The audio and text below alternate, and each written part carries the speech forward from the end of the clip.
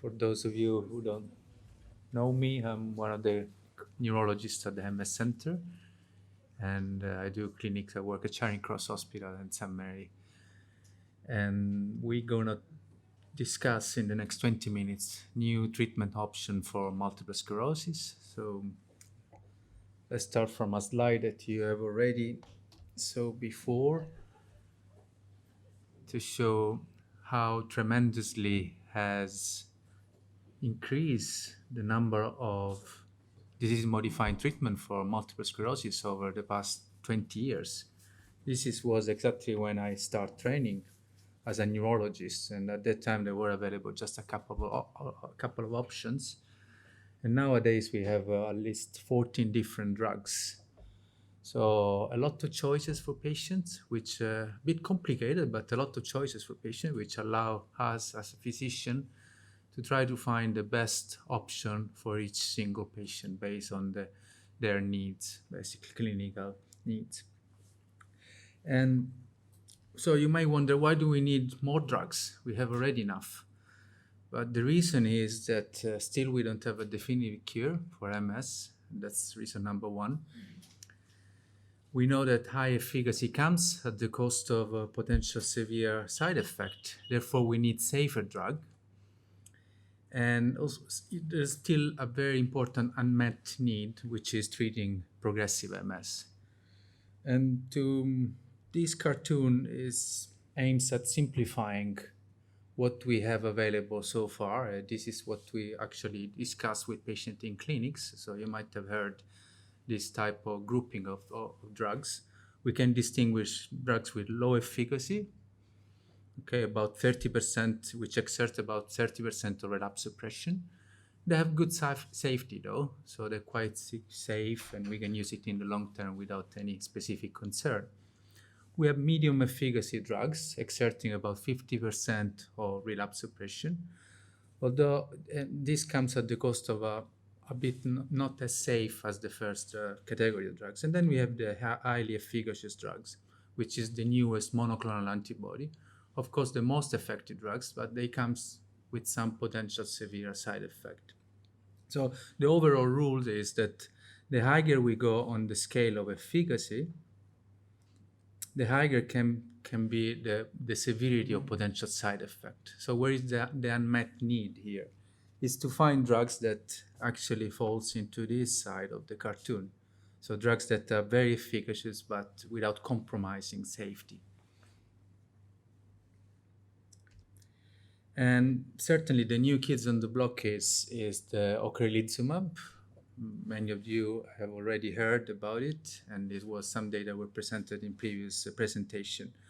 Why is the newest and most innovative drugs in MS? Because its mechanism of action is completely new. It targets specifically B cells, which over the past 20 years has become increasingly more evident, play a key role in determining the immune response in MS and therefore the damage to the nerve.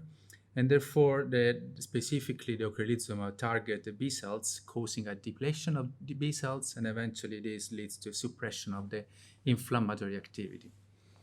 As you heard already, it is given on infusion every 6 months.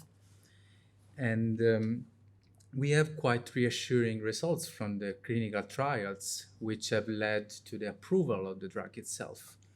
I'm trying to make it simple. Don't be intimidated from these slides. And this is to show results of the main two trials, which tested the efficacy of ocrelizumab versus interferon beta. So in order to assess ocrelizumab safety and efficacy, patients were given either the ocrelizumab or the interferon beta, so the weekly Avonex injection, and they made a comparison. And obviously the ocrelizumab performed much better in trials. As you can see on this side, you have the relapse rate, so how many relapses patients experienced during the observation period, which was about 2 years. And you can easily see that the risk of experiencing relapses was dramatically reduced among those people receiving ocrelizumab in comparison to those who received Avonex. And this was accompanied by a similar effect on the MRI outcome. Because the other way to assess efficacy of drugs is not only seeing how they suppress relapses, but as you know, also how they suppress the inflammatory activity. So as you can see, those patients receiving ocrelizumab certainly didn't have any new inflammatory activity at least for 2 years. So impressive results, very reassuring about the efficacy of these drugs. And also the effect on the relapse and MRI activity was accompanied by a positive effect on the probability of becoming disabled. This is a Kaplan-Meier analysis. It's not difficult to understand that the blue line, it represents those people receiving ocrelizumab. On this side, you have the risk of advancing on the EDSS scale. You know, the EDSS is the disability scale where we use for rating disability. So the people receiving ocrelizumab certainly had, over the time period of observation, a much lower risk, approximately by 40%, of progressing on the EDSS scales, therefore of accumulating disability. And importantly, this was also accompanied by a less fast, let's say, a slower rate of brain atrophy, which is an important measure of disability progression. So people with MS can experience brain atrophy at pathological rates, and those receiving ocrelizumab, you can see in the blue line, were experiencing much slower brain atrophy in comparison to interferon. So very reassuring results about the efficacy of ocrelizumab, which then eventually led to the approval and to the use in nowadays practice of this drug. But quite importantly and innovatively, ocrelizumab for the first time was the first drug to be shown to exert a positive effect in patients with primary progressive MS. As you well know, or many of you might know that a minority of patients with multiple sclerosis present with a progressive course since the beginning. So they approximately account for 15% of all MS population.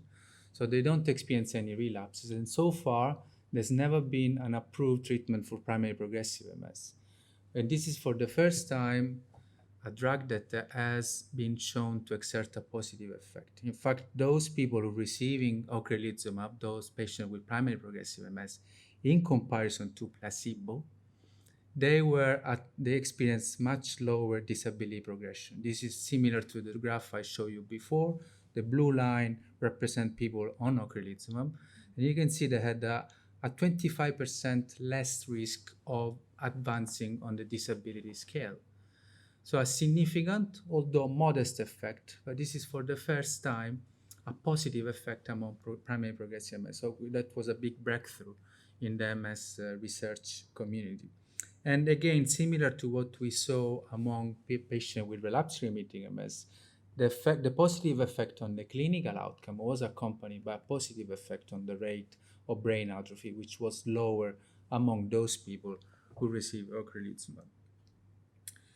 What about safety? Despite, certainly I would rate ocrelizumab among those highly efficacious drugs, which nevertheless doesn't seem to have great safety concern. The most common side effects were infection and infusion-related reaction. Infection predominantly involving the upper respiratory tract. But overall, a good safety profile despite its high efficacy. So, as it was mentioned by Dr. Sinclair, the first talk today, who are those patients who can be prescribed ocrelizumab? It's got quite a broad range of inclusion criteria because we can give ocrelizumab to relapse-remitting patients who have an active disease defined by the occurrence of relapses, at least 2 attacks in the past 2 years, or 1 relapse in the last 2 years, but accompanied by new MRI lesions. We can use it as a second-line treatment. So for those who do not respond to a first-line treatment when they have relapses or new activity on the MRI despite being on first-line treatment. And innovatively, we can use it among patients with primary progressive MS, especially in the eligibility criteria involve those patients who have a disease duration less than 15 years, We have an EDSS score less than or maximum 6.5 years, 6.5, which correspond to when patient can walk at least 20 meters with bilateral support. And we need to demonstrate an MRI activity, so new lesions, over the past 3 years. So as long as these criteria are satisfied, we can also prescribe ocrelizumab to those people with primary progressive MS. So this is the most updated numbers of people receiving ocrelizumab at Charing Cross Hospital. I was given the number by Rachel Dorsey yesterday. So far we have infused 176 patients. There are 63 patients already booked for infusions. 57 have already been screened. We need to find a suitable day for infusing them. And we have 43 patients on the waiting list. It's already been mentioned by Dr. Sinclair. We experienced early this year a massive backlog in order to be able to, when ocrelizumab became available, basically, and following the changes of our system and the improvement, we're now clearing most of the backlog, because we were more than 300 people, under 50 people, more than 300 people waiting for ocrelizumab, and now we bring it down to 43. So a massive improvement thanks to the massive effort that they've done at the infusion unit. But it's not only ocrelizumab which is already available. I would like now to talk about other treatments that are going to be available quite soon. One of them is the ofatumumab, difficult to pronounce. It's probably become available by the end of 2020 in the UK. These are results that have been just presented at the latest ECTRIMS conference. It's a drug that belongs to the same category of ocrelizumab. It has exactly the same mechanism of action, so it exerts a depletion of the B cells, therefore suppressing inflammation. In comparison to ocrelizumab, it can be self-administered at home. So MS patients might have this option available quite soon of having a very similar drugs of ocrelizumab that can be given with subcutaneous injection every 4 weeks, and therefore they don't need to come to the infusion unit. So another option potentially available soon. And these were results presented from two major trials at ECTRIMS. They again reassuringly show the efficacy of ofatumumab, very similar to what we saw with ocrelizumab. So there was a significant reduction of the relapse rate. In these trials, ofatumumab was compared not to the interferon as it happened for the ocrelizumab, but rather to teriflunomide, the oral tablets. Commercial name is Aubagio. And you can see the difference in terms of relapse rate over the 2 years observation period. There was a 50% suppression of the risk of experiencing new relapses for those patients receiving ofatumumab. Similarly to ocrelizumab, this effect on the clinical outcome was also accompanied by a positive effect on the MRI outcome. So there was much lower risk of experiencing new MRI activity while on the drug in comparison to teriflunomide. And again, the effect on the inflammatory component of the disease was also accompanied by a lower, reduced risk of experiencing EDSS progression. As you can see by the usual Kaplan-Meier analysis, again, blue line indicates those patients on the ofatumumab experiencing having less risk of having EDSS progression. What about safety profile? Very similar to the ocrelizumab. We were told that the ECTRIMS that the most common side effect were again infection of the respiratory tract, not involving many people, about 3% during the trial. So similar to the ocrelizumab, we have similar efficacy and safety profile for our drugs that patient will be able to administer it at home with subcutaneous injection rather than infusion. So where I would put ofatumumab in this cartoon is pretty much the same. I would emphasize the same efficacy of ocrelizumab with probably similar safety profile. Another innovative drugs, which is currently being evaluated by the EMA and by the FDA in North America, is the ozanimod. Lozanimod might be available in the UK in early 2020. It's an oral tablet, another oral tablets, which can be taken once a day. And it has a very similar mechanism of action than Gilenya. And this was discussed before by Rachel Dorsey. So Gilenya is the fingolimod. It predominantly exerts its effect by preventing lymph cells by getting out from lymph nodes and then attacking your brain. And by doing so, it suppresses inflammation and possibly it suppresses neurodegeneration. What is the main difference with fingolimod? There is no significant cardiac side effect, which is the main reason why currently in the UK, at least in England, the fingolimod can be given only as a second line treatment. So results of trials, so two large trials, showed that ozanimod, these oral tablets to be taken once a day, when compared to, again, Avonex, the injectable once a weekly drug, it showed a good effect on the annualized relapse rate. There was a suppression of about 40% of relapses. And this, again, was accompanied by a good suppression of the MRI activity. From the safety point of view, there was no major concern.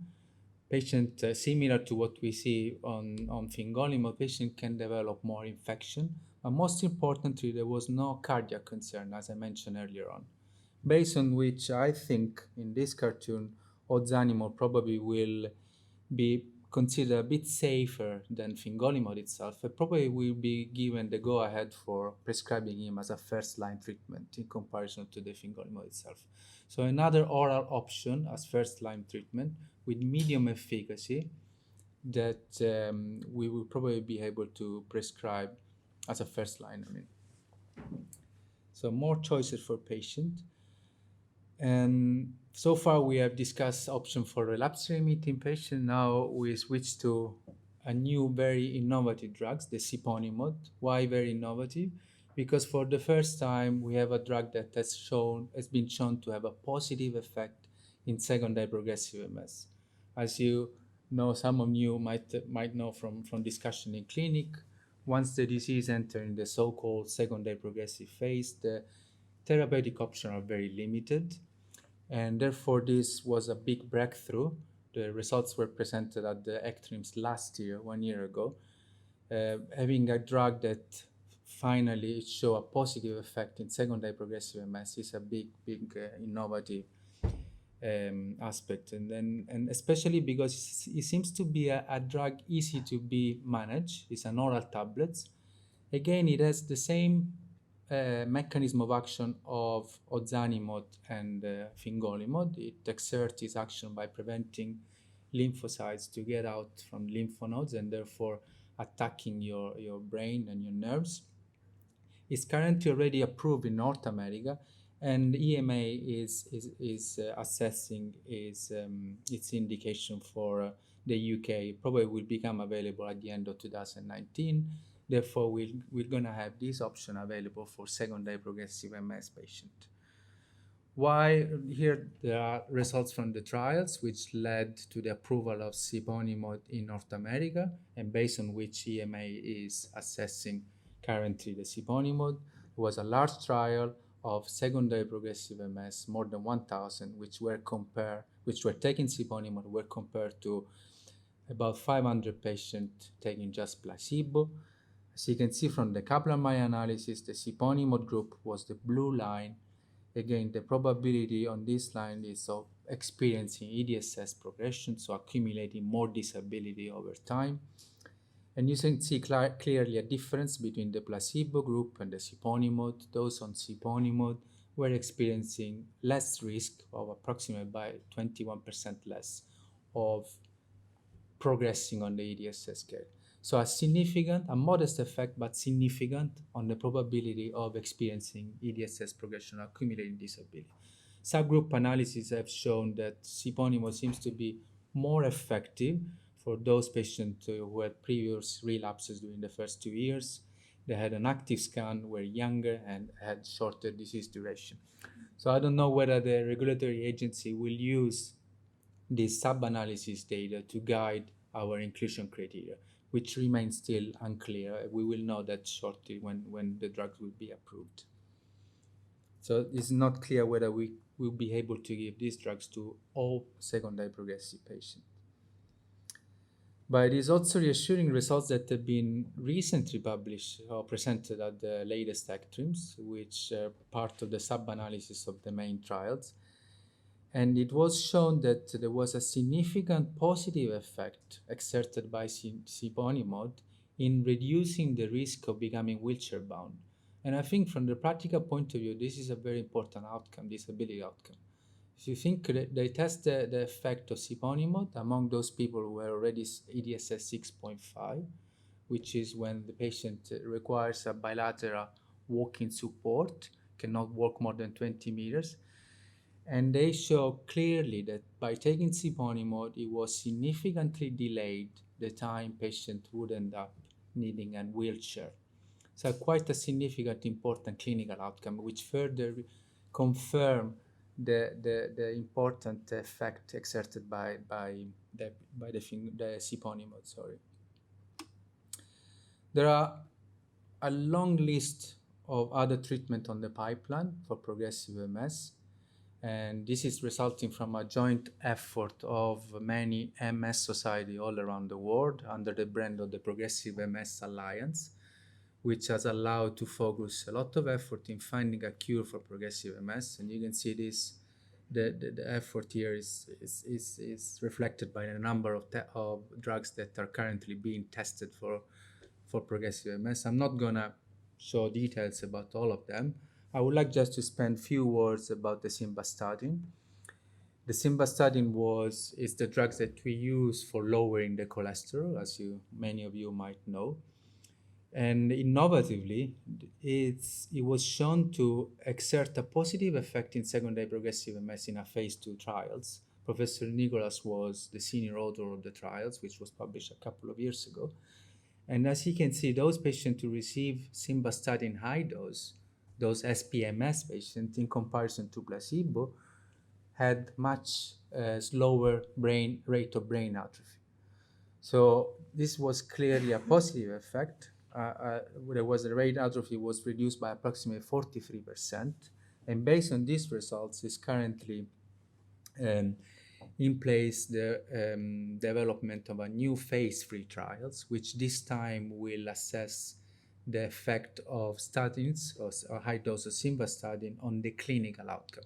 So not only on the MRI outcome, but also on the clinical outcome. There have been 600 patients recruited so far, and the eligibility criteria are patients with secondary progressive MS who have an EDSS score between 4 and 6.5, who are not obviously on disease-modifying treatment. This trial is expected to last 6 years, after which we will then the results release. So a lot of expectation about the potential effect on simvastatin on the probability of accumulating disability among SPMS patients. Sorry, missing one slide. Why is missing? Sorry. Anyway, so there's been a lot of frustration in the MS community. Why is that? Because all the currently available disease-modifying treatment can be given to patients with disability on the EDSS scale of maximum 6.5. What does that mean? It means that all those people who are, because of disability, MS-related, wheelchair-bound, they cannot be given any drugs and they cannot be enrolled in trials. And this has led to a lot of frustration among patients, understandably, and has led to launch a big campaign, which is called Think Hand, and about the importance of preserving the upper limb function for an MS patient, which is obviously very important once they lose the use of both legs. And thanks to this campaign that has been going on for 2 years, now the people in Barcelona have launched the new study, which is called Chariot MS study, which will assess the effect of cladribine on the upper limb function among people with advanced MS. As you can see from the eligibility criteria, the EDSS entry criteria is much higher than a standard trial. So it will allow to include patients who have can be wheelchair bound, but to maintain as a preserved use of upper limbs. And it would be interesting. How are we going to test the effect of upper limbs? By using this test, which is called 9-hole peg test, which asks the patient to fill those holes with a peg, and we will measure the time required for finishing the task. And obviously, we expect the cladribine, the hypothesis, the cladribine might delay worsening on the time of performing that task, and therefore worsening of the upper limb function impairment. So a lot of expectation, and there's about more than 20 centers around the UK, across the UK, which are agreed to participate. So they're expecting to recruit at least 200 patients, and I think they're currently recruiting right now. And similarly, based on the same campaign, the Think Hand, it has been also recently approved in another trial for looking at the upper limb function, testing the efficacy on upper limb function of the ocrelizumab. This is based on a sub-analysis of the oratorio trials, the trial that tested the efficacy of ocrelizumab in primary progressive MS. The sub-analysis showed that people receiving ocrelizumab in comparison to placebo have a beneficial effect in terms of upper limb function. So they were worsening a much slower rate in terms of upper limb function compared to those who received placebo. So based on these trials, and there was a reduction of the risk of upper limb impairment by 44%. And based on this subgroup analysis, it was launched the latest trials. It's called Oratorio Hand PPMS study, which will again use the 9-hole peg test to see whether actually in a proper trial and a separate trial, ocrelizumab is able to prevent deterioration of upper limb function, which I think is a very important outcome for those people who reach advanced stage of multiple sclerosis. And this was my last slide. I thank you for your attention. I'm happy to take any question.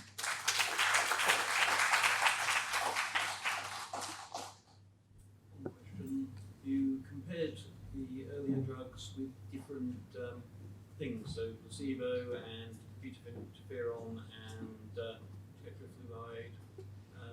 What is the different efficacies of the beta interferon and the tetrafluoride? Because one was getting 82% and one was getting 98%. Yeah, is that because of what they compared with? Yeah, I agree. Of course, when you use a different comparator, you have to take into account what was the original efficacy of the other drugs, for sure. I think on a scale of efficacy, we tend to consider teriflunomide exerting similar efficacy of the injectable. So we still belong to the sort of low efficacy drugs exerting about 30% of relapse suppression. So that they don't make much difference. Obviously, when we look at the effect of the drugs compared to the injectable teriflunomide, we need to take into account that when we see at least 50% of relapse reduction, that is comparison to an active drugs that already exert a positive effect. So probably the relapse reduction versus placebo would be probably much higher. Yes, what would be useful for me is to actually see a graph of Tyfabri, which I know. Tysabri, yeah. I think is quite measurement, versus ocrelizumab and as well, both of them see rather than the beta. Yeah, that's a pending question. We don't have comparative studies, and it's a very important question. But I think the way you have to see it is a very personal level. So if a drug works for you, it works, and we are happy about it. We don't need to have data from comparative trials. Do you see what I mean? So I'm on Tyfabri, Mhm. and I'm debating: do I go on ocrelizumab or do I wait? I think the decision. I wanted to see whether the relapses, the number of relapses and the lesions, where they come out, so that I can. Yeah. I think we can only work on assumption from clinical trials, and either Tysabri or ocrelizumab belong to the same category in terms of efficacy.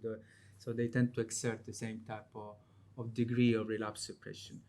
So at the end of the day, if you're on Tysabri, it's working for you. There's no reason to switch to another drugs, which even if there was a trial showing the other drug was superior, it doesn't necessarily work for you. So the message we tend to deliver to our patient, if something is working for you, you should stick to it. With me, there's no control version of me, so I don't really know. I'm gradually getting worse, very gradually. I don't know if it's working for me, and does anyone really know if it's really working? It's not an easy answer. I understand. There's not definitely answer to your question because we don't have comparative study, and that's a big gap. Certainly, is a big gap. Thank you. Mm-hmm. Sorry, a stupid question because I've had MS for 24 years, but I don't understand how can you measure brain atrophy? Because for me, my speed of thought is very important to me. Yeah. How is Brain atrophy is measured through our MRI. So they measure the size of each patient brain, and they see how it changes longitudinally over serial scans. Of course, you have to take into account there's a physiological rate of brain atrophy, which is due to age. By aging, our brain shrinks as a part of the natural aging. In MS, it has been shown that it can age at pathological rate, let's put it this way. And so we measure that by performing MRI analysis, which allow to measure how big a brain is and how its size changes over time. And that's the way you measure it. So it's not as linear and as simple as that, right? No, it's not simple at all. It's very noisy measurement. I agree with that. Yeah.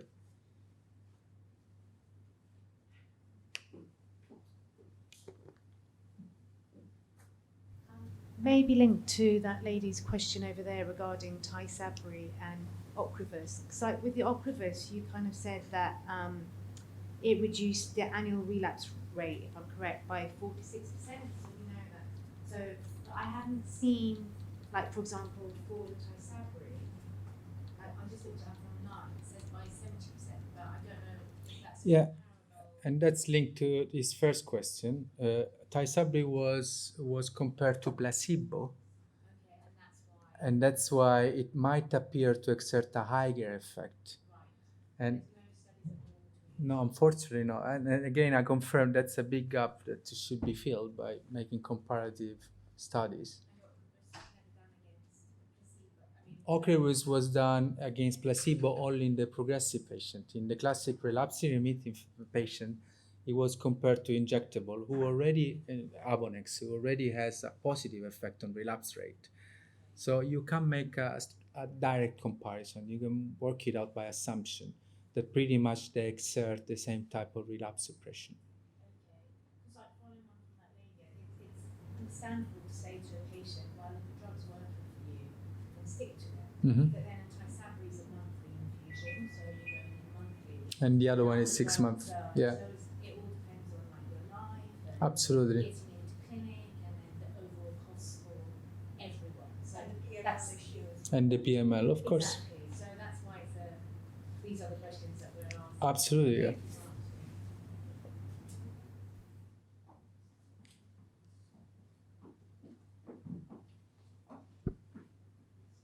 Hi, thank you.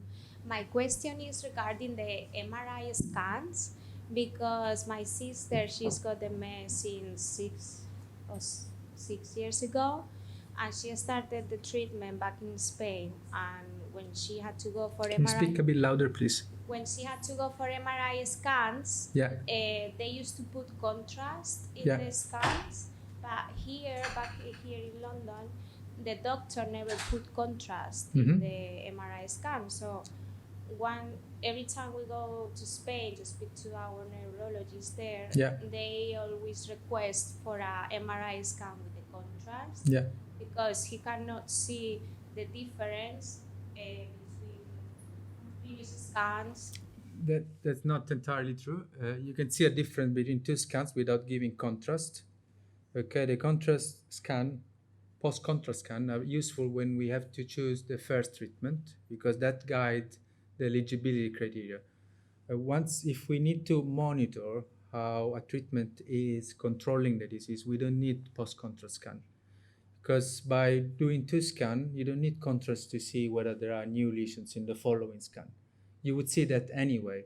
In addition, you have to take into account that potentially If you keep giving patient contrast, the gadolinium, it might become toxic. This is a new emerging concept in MS, which further reinforce the concept there's no need to continuously give prescribed scan with contrast because of the potential also toxic effect of the gadolinium. So we do post-contrast scan only when it's really necessary.